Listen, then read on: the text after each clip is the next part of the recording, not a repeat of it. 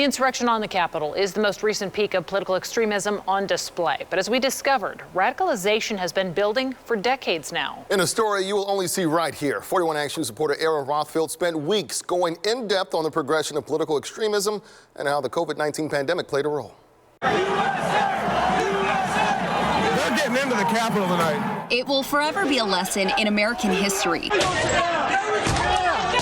with many asking, how did we get here? Unless we're careful, a lot of us are not immune to the danger of the kind of radicalization that takes place. Devin Burkhart is the executive director of the Institute for Research and Education on Human Rights, a not-for-profit that has tracked extremism for decades. What used to take years for somebody to become more radicalized is now taking months or weeks.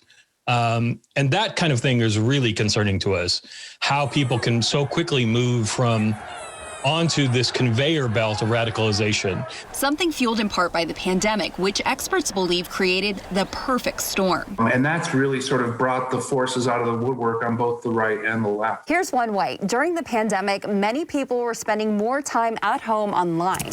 A friend or family member might send a link. It's evil! And for the right person in the right moment, that could lead them down a dark path. We also had this sort of unusual confluence of events, the COVID-19 pandemic, as well as the movement for social justice, really disrupting every aspect of American life. But as Donald Tater Markle has studied, political extremism exists no matter who is in positions of leadership, and it manifests on both sides of the political spectrum. There has always been an active sort of left-wing political extremist.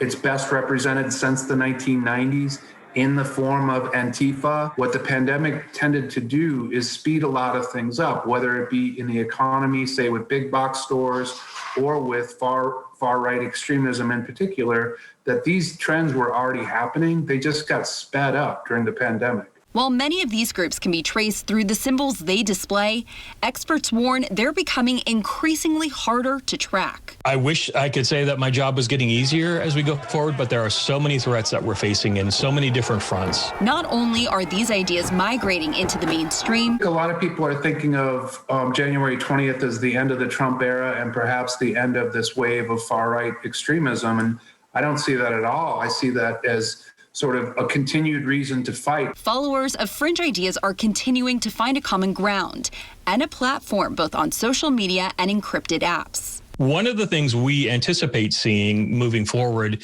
is this coalition of different groups and different types of far-right actors coming together in a way that targets the new administration, but does so in a way that is both racialized and gendered. A history many hope is not repeated. Reporting in Kansas City, Ariel Rothfield, 41 Action News.